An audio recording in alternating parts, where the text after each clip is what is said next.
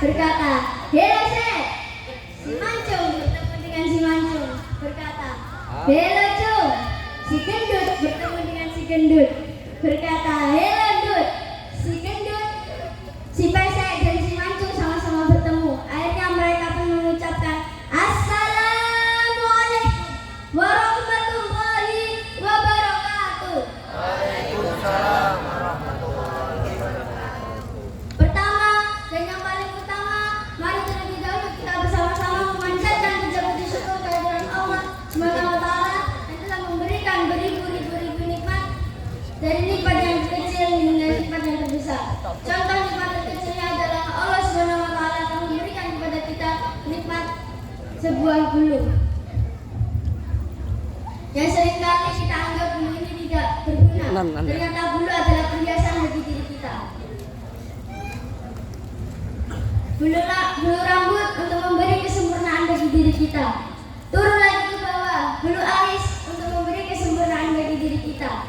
Turun lagi ke bawah, bulu mata untuk menghindarkan debu-debu yang masuk ke dalam mata. Turun lagi ke bawah, bulu hidung untuk menyaring udara-udara kotor. Turun lagi ke bawah, untuk laki-laki Allah memberikan sebuah kumis, yang dimana kumis ini memberikan sebuah kegentelannya yang amat amit. Setuju? Setuju? Mau setuju mau enggak? Gue mah bodo amat. Turun lagi ke bawah, Allah Subhanahu wa taala memberikan jenggot untuk laki-laki, yang dimana jenggot ini berfungsi untuk melarang segot tiba neng lepo. Biar nyantar aja di jenggot bisa dimakan lagi. Nah, selawat serta salam tak lupa kita sanjungkan kepada Nabi besar Nabi Abu Muhammad sallallahu alaihi wasallam. Karena beliau telah membawa kita dari zaman nenek-nenek makan getuk di depan rumah sampai nenek-nenek main Facebook di depan rumah. Dari zaman orang-orang muter kagak jelas sampai orang-orang main komputer. Karena Nabi Muhammad telah kita dapat membedakan yang mana koran dan yang mana kur, yang mana teh botol dan yang mana alkohol. Berdirinya saya di sini akan menyampaikan satu patah dua patah kata yang akan saya patah-patahkan menjadi beribu-ribu kata yang insya Allah bermanfaat untuk kita semua. Amin. Teman-temanku yang cantik, yang bulu matanya lentik-lentik, teman-temanku yang ganteng, yang hidungnya mancung-mancung, maaf yang gak usah tersinggung. Bapak Ibu hadirin yang dirahmati Allah, setidaknya ada dua hal yang menyebabkan manusia itu gampang putus asa dan bunuh diri.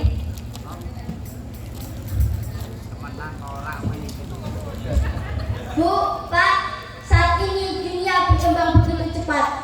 Semua serba mudah, semua serba mewah. Seakan-akan menunjukkan kehidupan saat ini yang penuh dengan kebahagiaan. Namun, tahukah faktanya bahwa angka bunuh diri saat ini semakin meningkat? Di tahun 2023, di Indonesia saja sudah mencapai 1.226 orang melakukan tindakan bunuh diri. Jika di rata-rata per hari terjadi bunuh diri sebanyak 3 orang. Jika di dunia ini dalam setahun terjadi 7.300 orang bunuh diri. Jika kita bagi menjadi per hari 1.900 orang bunuh diri. Jika kita bagi per jam 80 orang bunuh diri. Jika kita bagi lagi menjadi per menit antara 1 sampai 2 orang bunuh diri. Per menit loh ya, per menit bukan per jam. Dan tahun 2024 ini dari Januari sampai Maret sudah terjadi kasus bunuh diri sebanyak 287 orang. Di mana letak bahagia itu jika memang teknologi yang canggih, semua serba mudah, semua serba mewah menjadi patokan bahagia? Pertanyaan kedua, apakah orang-orang yang melakukan tindakan bunuh diri adalah orang-orang miskin? Orang-orang yang standar ekonominya di bawah rata-rata? Orang-orang yang bangkrut? Ternyata tidak. Mereka adalah orang-orang yang sudah berada di puncak karir, orang-orang kaya, orang-orang yang hidupnya serba mewah. Tapi kenapa mereka melakukan tindakan bunuh diri? Nah, ada yang nggak beres nih. Ingin tahu? Mau tahu banget atau mau tahu aja? Kalau mau tahu banget, kita salawatan dulu yuk.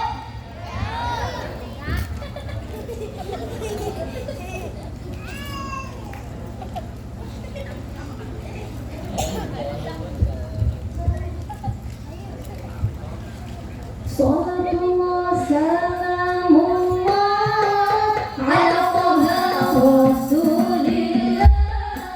Salatullah salamullah ala Yasin Habibillah. Ala Yasin Habibillah. Salatullah salamullah ala Rasulillah.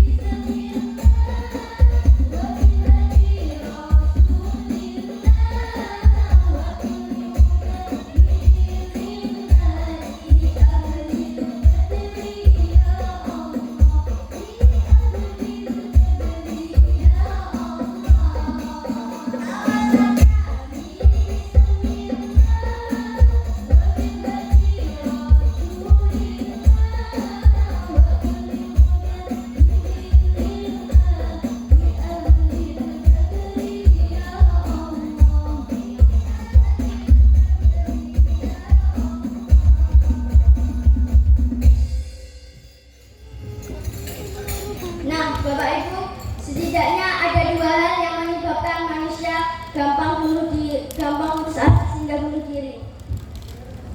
Yang pertama adalah dia hidup tanpa memiliki makna. Hidupnya asal hidup, seperti yang dikatakan oleh Buya Hamka. Jikalau hidup hanya sekedar hidup, keraguan juga hidup. Jikalau kerja hanya sekedar kerja, kerbau di sawah juga kerja. Apa maksudnya? Dia hidup tanpa memiliki makna dan tujuan yang jelas. Bapak Ibu pernah dengar gak? Ada yang bilang seperti ini. Hidup itu mengalir seperti air. Betul? Nah, yang ingin hidupnya mengalir seperti air, angkat tangan yang tinggi. Yang tinggi. Nah, yang sepakat hidupnya mengalir seperti air, silahkan pergi ke kamar mandi. Coba tuangin air ke selokan. Dari selokan mengalir ke sapi tank. Sapi tank enak apa enggak? Bau apa bau? Nah, jangan-jangan yang hidupnya mengalir seperti air tanpa tahu tujuan hidupnya, ternyata hidupnya gelap, bau seperti air. Mau? Nah, maka dalam hidup kita harus menemukan makna dan tujuan hidup yang jelas. Nih saya kasih contoh. Saya pernah dengar ayah saya pengen punya pondok pesantren 10, yang dimana 10 pondok pesantren ini mengasuh 1000 anak langit dengan pendidikan gratis. Dan ini ingin ayah saya capai nanti di tahun 2035. Nah, ternyata visi hidup ayah saya ini sejalan sejak lalu dengan visi hidup Bunda. Padahal mereka nggak pernah janjian. Jadi Bunda ingin menjadi ibu dari 1000 anak langit. Tepuk tangan dong untuk ayah dan Bunda.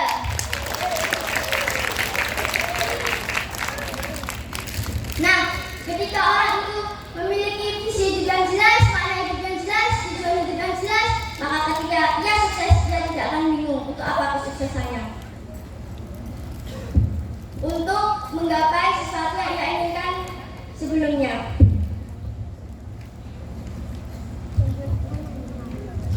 Nah, yang kedua adalah banyak orang bekerja tanpa mengerti makna pekerjaannya.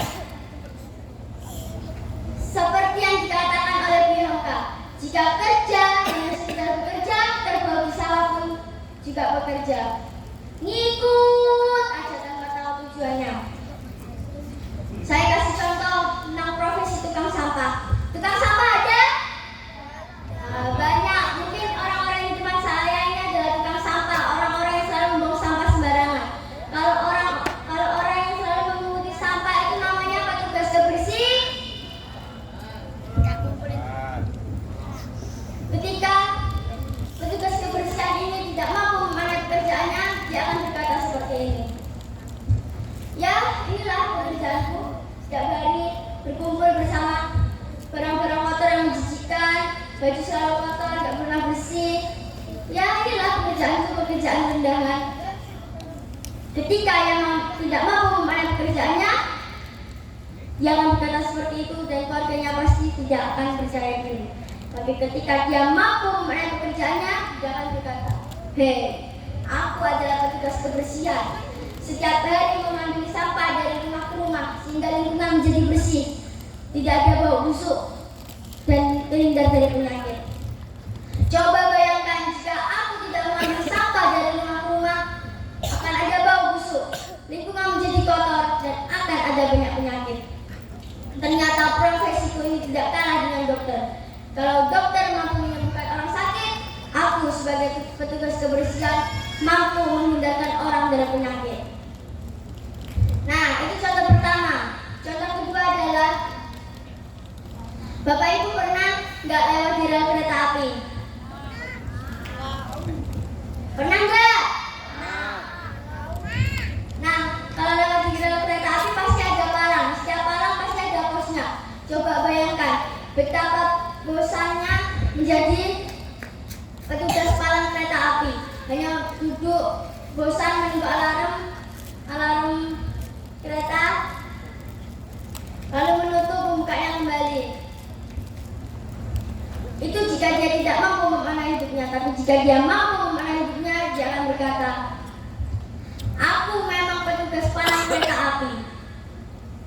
Seandainya tidak ada aku, pasti triliun orang akan mati tertabrak oleh kereta. Profesiku ini mulia karena aku mampu menghindarkan orang dari tertabrakan kereta api.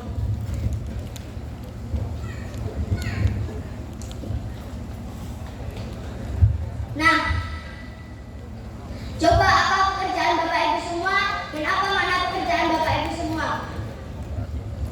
Sebagaimana yang dinyanyikan oleh adik saya tadi, mini band 1001 macam. Itu bidang pekerjaan, dari jadi pengamen sampai jadi seorang presiden.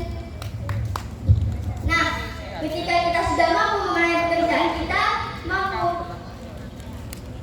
memenangi hidup kita tingkatkan juga ibadah kita. Sholatnya, puasanya, zikirnya, dan lainnya. Mungkin cukup sekian dari saya, teman-teman, kita jumpa. Semangat hidupnya, semangat kerjanya, semangat ibadahnya, dan